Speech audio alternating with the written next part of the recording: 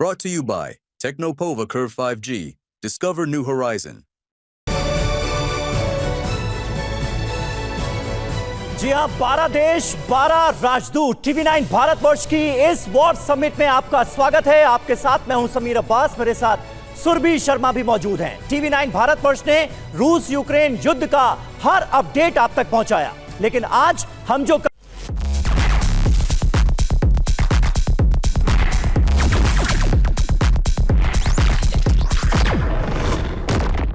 करने जा रहे हैं वो टीवी पर पहली बार हो रहा है। 12 देशों की कूटनीति समझने वाले 12 दिग्गज एक साथ हमारे स्टूडियो में हमारे साथ मौजूद हैं। वो बताएंगे कि महायुद्ध आखिर किस दिशा में जा रहा है।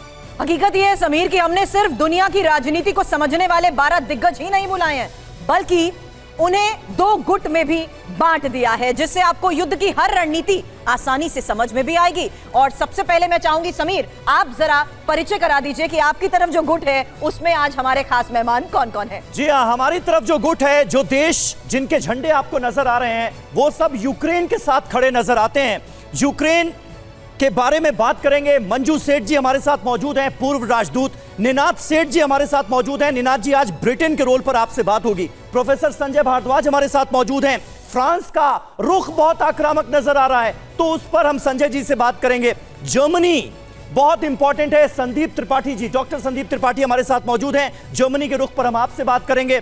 और पोलैंड तो वो नाटो देश है जिस पर सबकी नजरें हैं। प्रोफेसर अमिताभ सिंह बात करने के लिए हमारे साथ मौजूद हैं। सुरभि, हालांकि इस बीच में ये बता दूं कि अब बड़े सवाल हैं इस युद्ध के बाद रशिया को लेकर, और रशिया को लेकर ही दीपक वोरा सर आज बहुत महत्वपूर्ण सवाल मैं आपसे करने वाली हूं। लेकिन इस बीच आपको बता दूं, यहां चीन का नक्शा भी आपको नजर आ रहा है, और सेबिल दास गुप्ता सर इस वक्त मेरे साथ मौजूद हैं, क्योंकि चीन की इस भूमिका पर सर हमेशा सवालिया निशान लगता क्यों है, यही सवाल मैं आपसे करने वाली हूं। बेलारूस को देखते हुए आज सतीश कुमार सर सवाल आपसे होने वाला है, क्योंकि ये जो स्ट्रैटेजिक इंपॉर्टेंस रखता है, रूस के लिए कितना ज्यादा इंपॉर्टेंट है, इसके बारे में सवाल। और ईरान सर, ईरान का सहयोग, महेश सचदेव सर, एक बड़ा सवाल आज आपसे मैं रखने वाली हूं। वहीं डॉक्टर राजीव नयन इस वक्त नॉर्थ कोरिया के झंडे के बगल में आपको जरूर नजर आ रहे हैं, लेकिन नॉर्थ कोरिया का ये सहयोग कितना इंपॉर्टेंट साबित हुआ है, इसको लेकर करूंगी सवाल।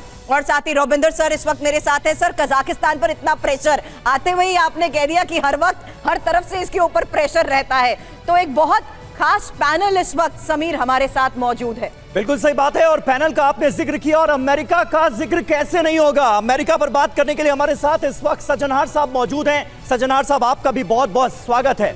और शुरुआत अहम खबर से कर रहे हैं। 1 जून में रूस में हुई तबाही का सबसे नया वीडियो हमारे पास आ गया है, वो हम आपको दिखाने जा रहे हैं। ऑपरेशन स्पाइडर वेब, जी हां, यूक्रेन का वो ऑपरेशन जिसने रूसी एयरबेस में तबाही मचा दी, बर्बादी की तस्वीरें सामने आई हैं। यूक्रेन ने ये हमले का वीडियो जारी किया है, जो इस वक्त आप TV9 भारतवर्ष पर देख रहे हैं। यूक्रेन ने रूस के कई सैन्य अड्डों को तबाह किया था, रूस को बड़ा जख्म दिया था। ये उसका वीडियो है।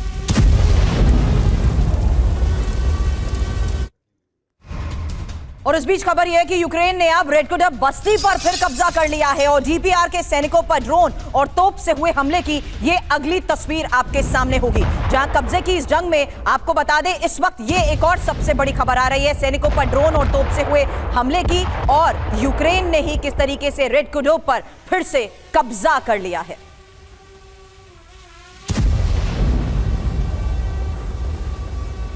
ये तस्वीरें आपको दिखा रहे हैं हमले की। शो में आगे बढ़े उससे पहले कुछ इंटरेस्टिंग दिलचस्प जानकारियां हम आपके सामने रखने जा रहे हैं। जल्दी से आपको बताते हैं कि महाजंग के 3 साल, जी हां, 3 साल बीत गए इस जंग को। कैसे रहे ये 3 साल? अगर दोनों ओर से मारे गए सैनिकों की बात की जाए तो रूस के 2.5 लाख सैनिकों ने इस युद्ध में अपनी जान गंवाई है। 2.5 लाख। वहीं यूक्रेन के भी 60,000 से 1 लाख जवान इस युद्ध में अब तक मारे जा चुके हैं। इसी तरह आम लोगों के बारे में जानकारी दी जाए तो रूस का कोई आंकड़ा इस बारे में नहीं है। वहीं यूक्रेन के बारे में पता चलता है कि 12,100 नागरिकों की अब तक मौत हो चुकी है। एक और फैक्ट, क्योंकि रूस ने अब यूक्रेन के 5,000 वर्ग किलोमीटर पर कब्जा किया है, आर्थिक नुकसान क्या है, इसके बारे में भी इंफॉर्मेशन आपके सामने होगी। रूस को इस जंग से 1,11,71,000 करोड़ का नुकसान हुआ है और यूक्रेन को 42,88,000 करोड़ का नुकसान झेलना पड़ा है। तो 3 साल और 3 साल में हुए नुकसान के समीर ये इंपॉर्टेंट आंकड़े। दीपक वोरा सर, क्या वजह है कि 3 साल के ये आंकड़े जो हमने बताए, क्या रूस कुछ नहीं अचीव कर पाया इन 3 सालों के बाद भी? और आज अगर डोनाल्ड ट्रंप और पुतिन के बीच में बातचीत होती है तो आगे होगा क्या? बहुत बहुत धन्यवाद। जब भी आपके साथ होता हूँ बहुत कुछ सीखने को मिलता है। एक तो मेरा नाम सही बताइएगा, मेरा नाम डिमिट्री दीपकॉफ है, क्योंकि आपने मुझे रूस का प्रतिनिधि बना दिया और ये वोडका नहीं है, दूध पी रहा हूं मैं। Thank you very much. क्या चाहता था रूस?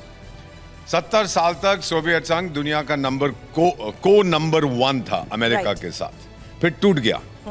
क्या किया पश्चिमी देशों ने? नाक रगड़ी रूस की जमीन में।